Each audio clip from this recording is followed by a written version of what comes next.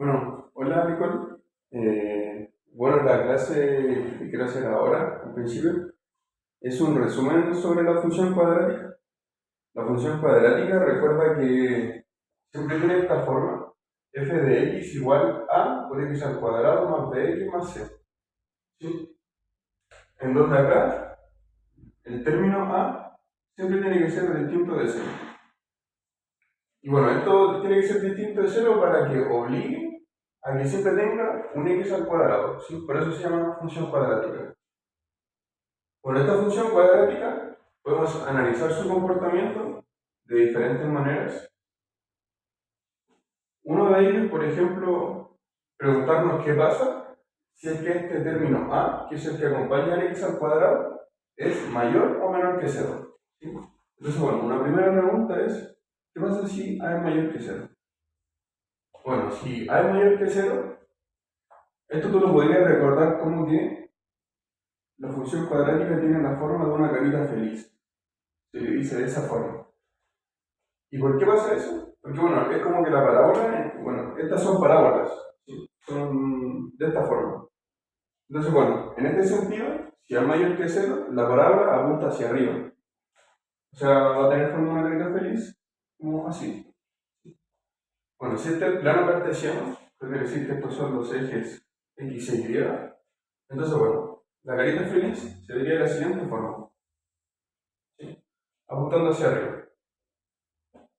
Y bueno, aquí si te fijas, está intersectando el eje X en dos puntos, que bueno, eso lo vamos a discutir más adelante. Y aquí, por ejemplo, intersecta al eje Y en este punto, ¿sí? Este es el eje Y, este es el eje X. Estas son cosas que más adelante van a tener importancia. Entonces, bueno, este es el caso en el que A es mayor que cero. Ahora, en el caso contrario, en donde A es menor que cero, por cierto, esta función, cuando A es mayor que cero y tiene esta forma, se le dice que es una función convexa. ¿Sí? Esto vendría siendo una función convexa. Y bueno, cuando A es menor que cero, esto ocurre de todo lo contrario. Esto vendría siendo una carita triste. ¿Sí? Entonces, bueno, esto es como una mnemotecnia para acordarse de estas dos cosas. Cuando es una carita feliz, o sea, cuando A es mayor que cero, una carita feliz, hacia arriba. Cuando es menor que cero, entonces una carita triste quiere decir que va hacia abajo. ¿Sí? Entonces, bueno, gráficamente se vería de la siguiente forma. Si tenemos el plano cartesiano, tenemos el eje X e Y, ahí. Entonces, podría ser, por ejemplo, de la siguiente forma, ¿sí? Hacia abajo. Aquí, si te fijas, esta intersecta el eje Y en este punto, pero la que dibujé ahora no intersecta el eje X, ¿cierto? O sea, aquí no tiene ninguna coincidencia esta función, que vendría siendo la parábola, con el eje X. ¿Sí? Bueno, eso por una parte. Ahora, las otras dos preguntas que nos podemos hacer es, por ejemplo, ¿qué pasa con este término, con el término C? Porque bueno, lo que acabamos de hacer es analizar los signos de A, ¿cierto? La siguiente pregunta es, bueno, y el término que está solito, porque en este caso, bueno, A es el que acompaña al x al cuadrado, B vendría siendo el que acompaña a x, y C está solito, es una constante. Entonces, lo siguiente que es importante analizar en las funciones cuadráticas es qué pasa con C y con su signo. ¿Sí? Bueno, en este caso, aquí se me olvidó decirte que, así como a esta se le dice una función convexa, a esta se le dice función cóncava. ¿Sí? Para que lo recuerdes. Así que bueno, una vez hecho esto, vamos a ver qué pasa en los otros dos casos.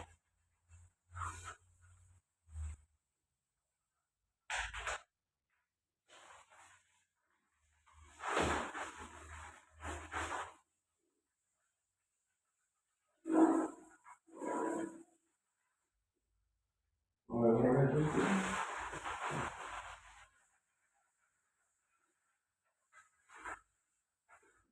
Entonces, como te estaba diciendo, la idea es preguntarnos, por ejemplo, ¿qué pasa si C es igual a 0? Bueno, si c es igual a 0, piensa que aquí la forma de obtener c es evaluando la función en x igual a 0. ¿Sí? Si aquí nosotros evaluamos en x igual a 0, tenemos que reemplazar todo lo que tenga x por 0, ¿cierto? Bueno, en este caso vendría siendo a por 0 al cuadrado más b por 0 más c, ¿cierto? Bueno, cualquier cosa por 0 es 0, entonces a por 0 es 0, b por 0, 0 y más 0. Resultando así que f evaluado en 0 es igual a 0. ¿Sí? ¿Esto qué nos quiere decir? Que en el plano cartesiano esto se vendría siendo el punto 0, c. ¿Sí? Recuerda que aquí las coordenadas siempre se escriben la coordenada x, la coordenada y. Entonces, bueno, esto en el plano nos querría decir que cuando x vale 0, la función tiene una altura c. ¿Sí? Entonces, bueno, veámoslo gráficamente de nuevo. Esto vendría siendo el eje x, esto vendría siendo el eje y. Y si c vale 0, que sería este caso que estamos viendo ahora, piensa que aquí tenemos el punto 0,0. ¿Y el punto 0,0 cuál es? Justo aquí, el origen. A esto se le denomina el origen del sistema, que vendría siendo el punto 0,0. Entonces, ¿qué nos dice cuando c es igual a 0? Solamente nos dice que la recta pasa por este punto, que la parábola pasa por este punto. Y si te fijas, decir que c es mayor, igual o menor que 0 no te dice nada sobre cómo es la forma de la parábola. O sea, no te dice va hacia arriba, va hacia abajo, solamente te dice pasa por ese punto. ¿De qué forma? No sabemos. Entonces, bueno, en ese sentido puedes tener infinitas parábolas que sean de esta forma. Por ejemplo, una parábola que sea así, ¿cierto? Esto tiene un a menor que 0, pero ¿qué pasa por el origen? O por ejemplo, podrías tener una parábola así, en donde su eje de simetría vendría siendo justo x igual a 0. Y bueno, en esta segunda parábola, si te fijas, el a es mayor que 0, ¿cierto? Va hacia arriba.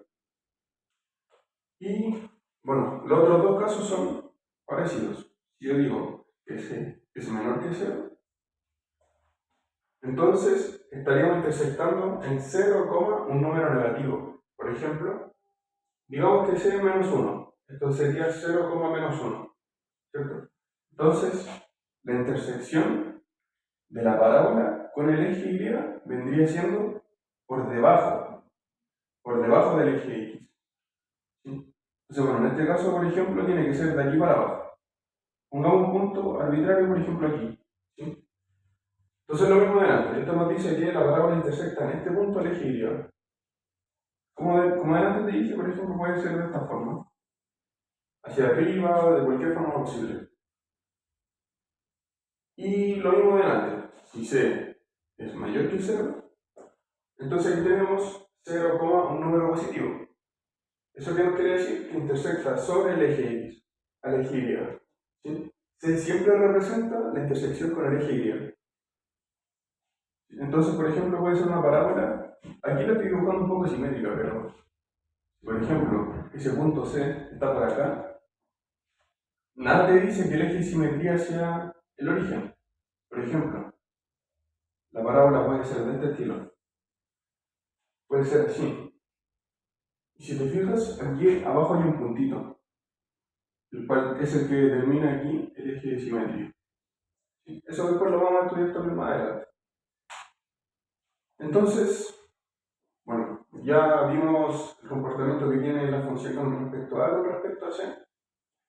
Lo que nos gustaría ahora sería estudiar cómo determinamos este vértice de las parábolas. Si te fijas, este vértice, que vendría siendo estos puntitos que estoy marcando aquí, son muy importantes porque nos permiten determinar si es que esta función, por ejemplo, tiene un máximo o un mínimo, ¿cierto? En caso de ser un máximo, si te fijas, queda determinado justo por el vértice. Y bueno, la condición para que esta función tenga un máximo si te fijas, es que A sea menor que 0. O sea, si A es menor que 0, ¿eso qué quiere decir? Lo mismo que estábamos viendo antes, que la función tiene una forma de una carita triste, ¿cierto? Y bueno, vendría siendo justo como esta función que está acá, o esta función que está acá. Entonces, si A es menor que 0, alcanza un máximo.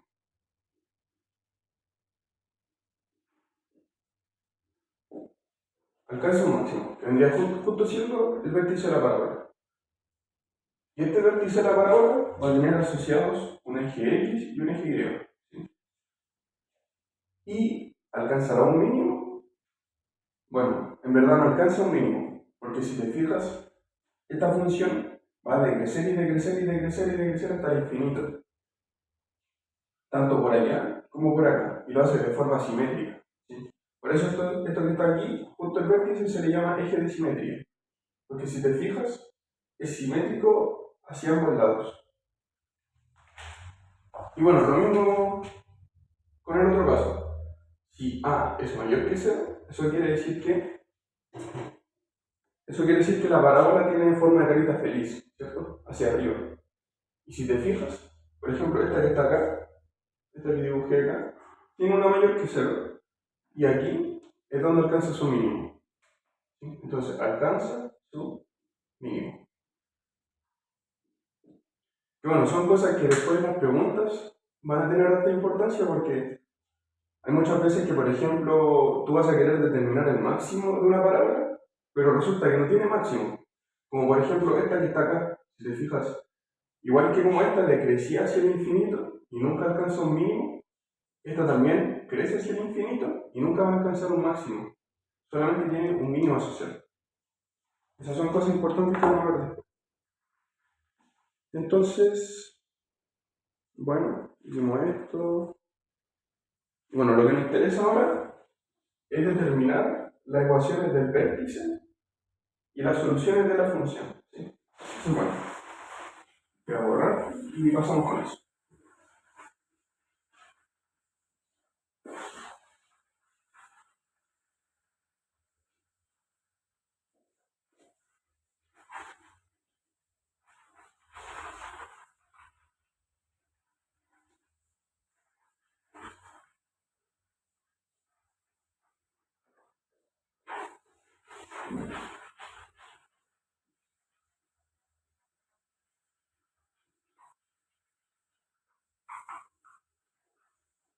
Ya. Entonces, lo que me interesa ahora es estudiar el vértice de la parábola.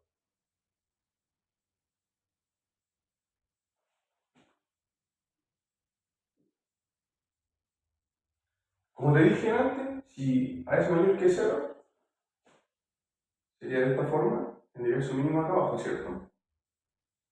Y si A es menor que 0, entonces tendría forma de carita triste y alcanza su máximo. ¿Sí?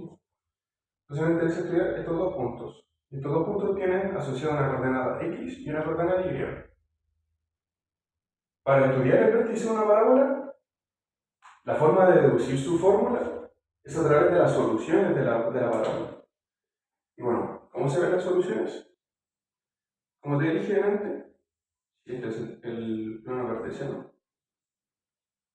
Las soluciones para esta función vendrían siendo las intersecciones en el eje X. Por ejemplo, si la forma de la función es así, entonces estos dos puntos de acá son los que determinan las soluciones de la función. Si te fijas, aquí tiene dos, y las dos son diferentes. Pueden haber tres casos, en que sean las dos diferentes, las dos iguales, o las dos diferentes y complejas, que también lo vamos a tener más adelante. Entonces, bueno, la forma para deducir primero el vértice de una parábola es viendo las dos soluciones. ¿Y por qué?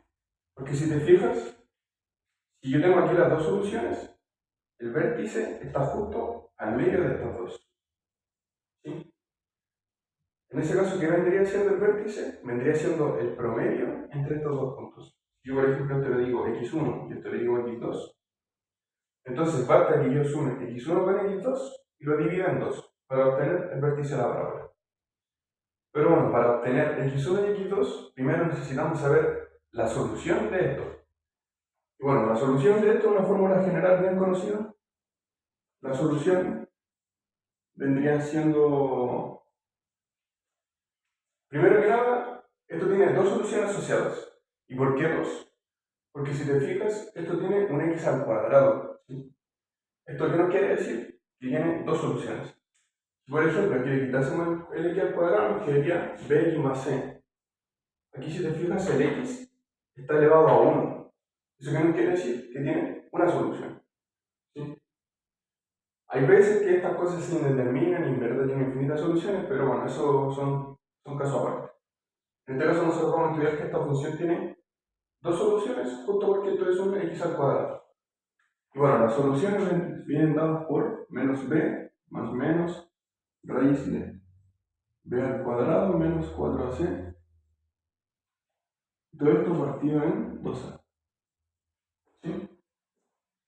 Esas son las dos soluciones de la parábola, que vendrían siendo estos puntitos de acá. Ahora, ¿cómo yo determino el vértice de una parábola? Bueno, como te dije antes, la idea es sumar las dos soluciones y dividirla en dos. ¿Sí? Este va a ser el vértice de la parábola en el eje X. ¿Sí?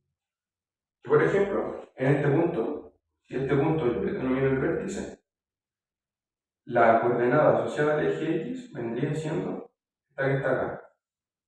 ¿Sí? Y la coordenada asociada al eje Y vendría siendo esta que está acá. Le voy a poner, esta que le voy a poner B sub Y. ¿Ya? Entonces, bueno, queremos determinar esas dos. La primera ya dijimos que era esta. Entonces, ¿qué tenemos que hacer? Aquí, si te fijas, tenemos dos soluciones. Una que tiene un signo más y otra que tiene un signo menos. Entonces, lo que tenemos que hacer es sumar las dos. Entonces, bueno, x1 que vendría siendo menos b más la raíz de b al cuadrado menos 4c partido en 2a. ¿Sí? La primera solución puede ser, por ejemplo, con el signo más. Entonces, siguiendo la misma lógica, la otra solución tendría que ser la que tiene el signo menos. Sería menos b menos raíz de b al cuadrado menos 4ac partido en 2a. ¿Sí? Y todo esto se le divide en 2. Lo interesante aquí es que si te fijas, esto es una raíz con un signo más, esto es una raíz con un signo menos. Entonces, como son el mismo término, con distintos signos, simplemente se cancelan entre sí. Y nos quedaría menos b partido en 2a más menos b partido en 2a partido en 2. ¿Cierto? Aquí, siempre que tengamos fracciones con el mismo denominador, podemos sumar lo que está arriba. Entonces, menos b es menos 2b. Y esto nos queda partido en 2a partido en 2. ¿Cierto? Pero aquí el 2 que está abajo lo podemos escribir como un 2 partido en 1. ¿Cierto? Y esta propiedad, cuando tenemos dos divisiones de fracciones, lo que tenemos que hacer es multiplicar el de arriba con el de abajo. Nos va a quedar menos 2b. Multiplicamos el que está más arriba con el que está más abajo y lo dejamos en la parte superior. Y después multiplicamos los dos que están en medio y lo dejamos en la parte que está abajo, que vendría siendo 2a por 2 cuadrado. Simplificamos el 2 con el 4, nos queda menos b partido en 2. Y de ahí es donde sale la fórmula del vértice de la parábola. Esto vendría siendo solamente en el eje X. En el eje Y, para determinar el eje Y, lo que tenemos que hacer es evaluar f en ese punto, en este punto que está acá. ¿Y por qué? Porque, si recuerdas, yo aquí cuando evalué en f igual 0, esto me dio c, ¿cierto? Yo obtuve el par 0,c, que era la intersección con el eje Y, ¿cierto? Entonces, bueno, esto es lo mismo. Cada vez que yo evalúo aquí en un x, yo tengo una coordenada en y. Este punto que está acá, este que yo le puse bx, es menos b partido en 2a, ¿cierto? Está justo ahí. Entonces, si yo quiero obtener la coordenada en y asociada a ese punto, lo que tengo que hacer es evaluar la función en ese punto y voy a obtener esto que está aquí abajo. ¿Sí? Entonces, bueno, para deducir ahora el vértice en y, lo que tenemos que hacer es evaluar esta función en ese punto. que vendría siendo f de menos b partido en 2. Entonces, bueno, lo que tenemos que hacer es que, como aquí reemplazamos x con este valor, entonces, todos los valores que tengan x aquí dentro, lo tenemos que reemplazar por ese valor, ¿cierto? Entonces nos quedaría a por menos b partido en 2a al cuadrado más b por solamente por x, y bueno, en este caso aquí vendría siendo menos b partido en 2a más c. Eso que hace es solamente reemplazar x por este valor. Y ahora, ojo que siempre aquí cuando tengas un signo menos, te recomiendo siempre poner estas cosas en paréntesis. Porque siempre hay veces que uno se confunde con los signos menos, con los signos más. Entonces, lo más recomendable es que cuando tengas un signo menos, pongas el número entre paréntesis. ¿Sí? En este caso, ¿por qué nos sirve poner entre paréntesis? Porque si te fijas, acá tenemos un cuadrado. ¿Sí? Y este cuadrado lo que hace es distribuir al numerador y al denominador. Entonces, ¿qué nos quedaría? Nos queda arriba menos b por menos b. ¿Cierto? Menos por menos más. Entonces nos queda menos por menos más b por b, b al cuadrado. ¿Sí? Bueno, el signo más en verdad se suele omitir, no se escribe. Solamente se escribe cuando tenemos signo menos. Y en el denominador nos queda 2 por 2, 4, a por a al cuadrado. ¿Sí? De este lado lo mismo, b por menos b. Aquí si te fijas signo más con signo menos, es un signo menos. b por b es b al cuadrado y abajo nos queda un 2a más un c. Bueno, acá podemos juntar a con b al cuadrado, dividimos 4a al cuadrado y lo demás lo podemos dejar de la misma forma. Y aquí si te fijas, lo que podemos hacer es juntar estas tres como una sola fracción. ¿Y cómo podemos hacer eso? Tenemos que obligarnos a que todos tengan el mismo denominador para sumar fracciones. Entonces, ¿por qué no tenemos que multiplicar esto para llegar a esto? Si te fijas, esto es un 2, esto es un 4. Entonces tenemos que multiplicarlo por 2. Y para que a llegue a cuadrado, lo tenemos que multiplicar por a. Entonces tenemos que multiplicar por 2 partido en a, 2 partido en a. ¿Sí?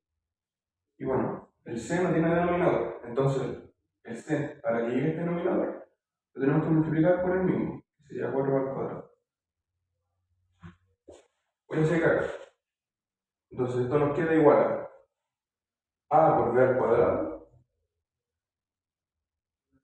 Aquí esto nos queda 4 al cuadrado, ¿cierto? Entonces nos permite sumar esta fracción con esta fracción.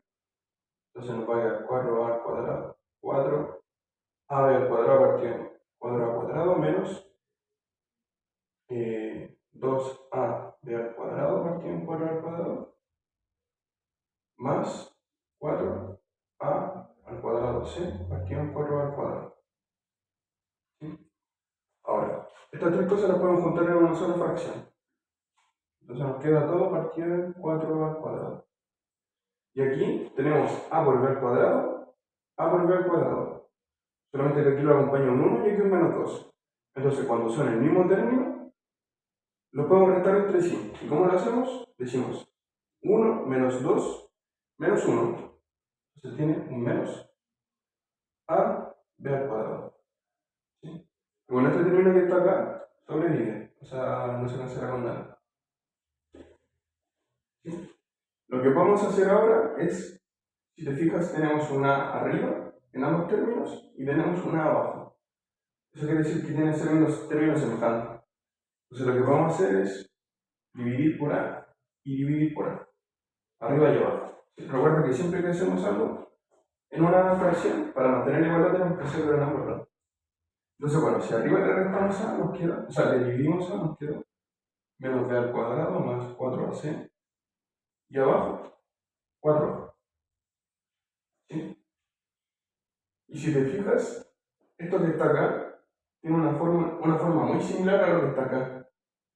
¿Sí? Esto es un b al cuadrado menos 4ac, pero esto tiene un signo contrario. Aquí el menos, aquí pasó de ser un más a ser un menos. Esto pasó de ser un menos a ser un más. Entonces como que se cambiaron los signos. Entonces bueno, ese signo menos lo vamos a sacar de la fracción. Lo saqué de la fracción acá.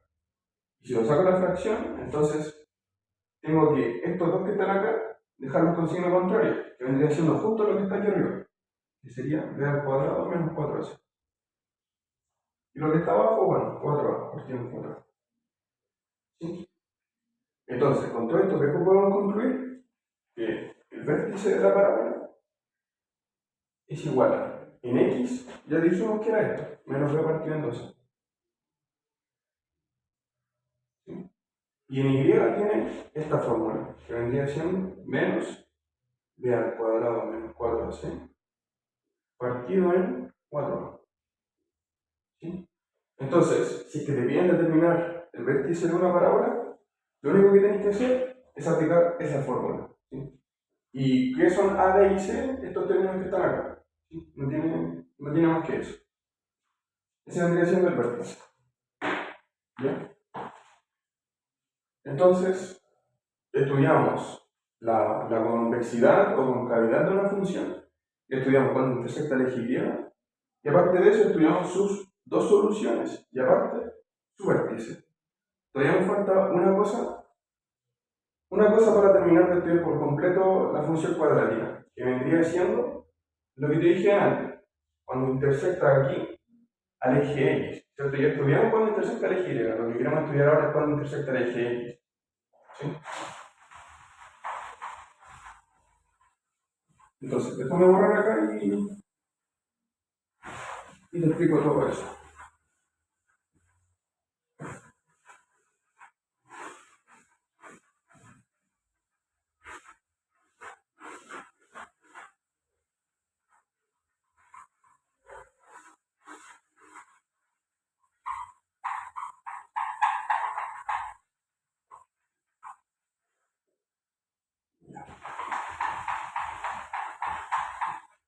Entonces, lo que queremos ahora estudiar, cuando intersecta aquí al eje X. En este sentido, queremos estudiar tres posibles casos. El primer caso es cuando la parábola intersectan dos puntos diferentes al eje X. Por ejemplo, así. ¿Sí? Entonces, si te fijas, intersecta acá y acá.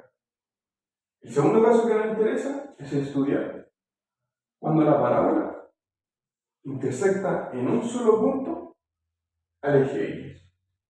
Como por ejemplo vendría siendo esto que está acá. Intersecta en un solo punto. Y el tercer caso que nos interesa es cuando no intersecta el eje X. Por ejemplo, vendría siendo esto que está acá. Por ejemplo, así. ¿Sí? Si te fijas, esto está por encima del eje X. Así como también puede estar por debajo. ¿Sí? Cualquiera de los dos son factibles. Entonces,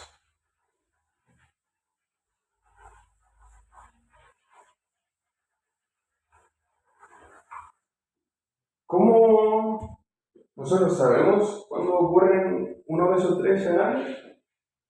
Con lo mismo que vimos delante, vendría siendo la fórmula para resolver esto, que era menos b más o menos la raíz de b al cuadrado menos 4ac partido en 2a. ¿Sí?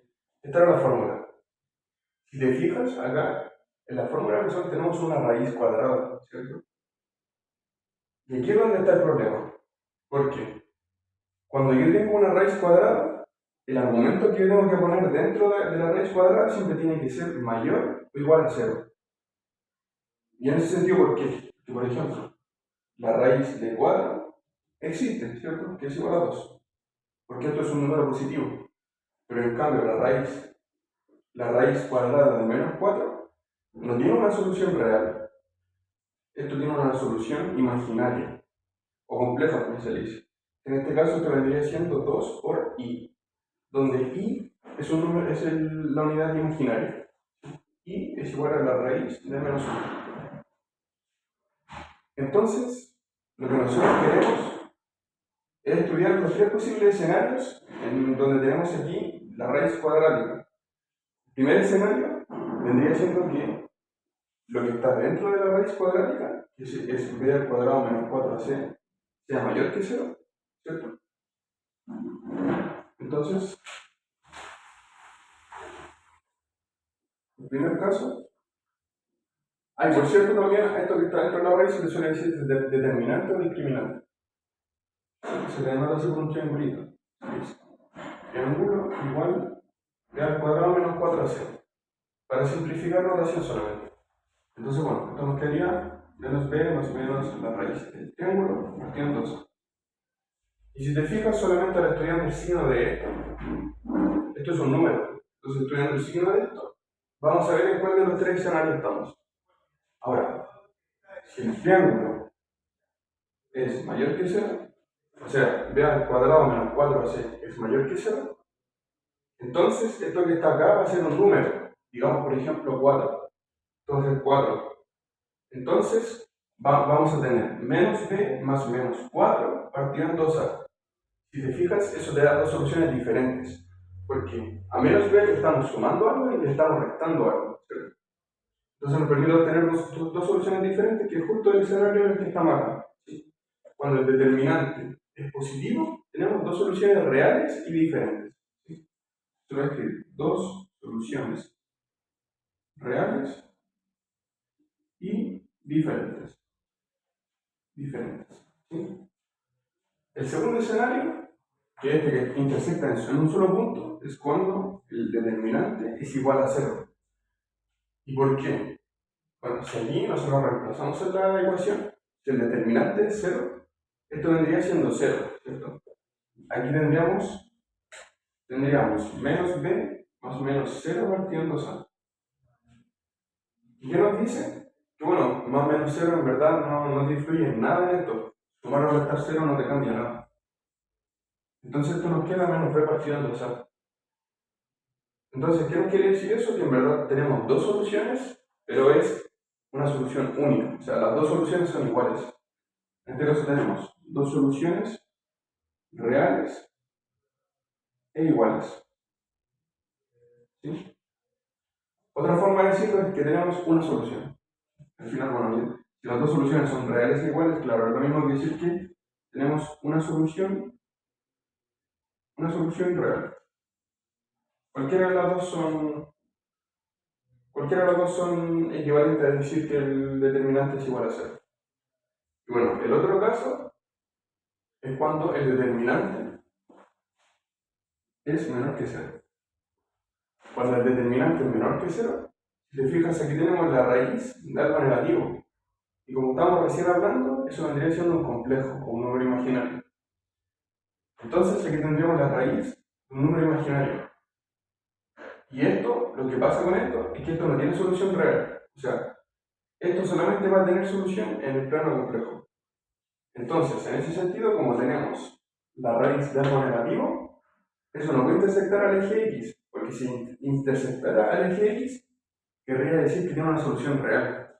Pero como acabamos de decir, la solución no es real, es una solución compleja o imaginaria, cualquiera de las dos.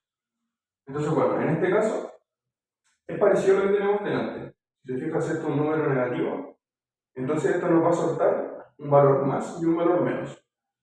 Entonces vamos a tener dos soluciones complejas en este caso.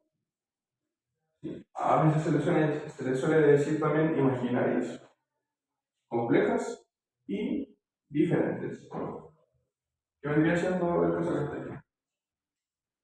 Y bueno, creo que ese era todo el resumen para empezar la clase. ¿Sí? Bueno, este vendría siendo todo el resumen básicamente. Y ahora vamos a pasar a la parte de ejercicio.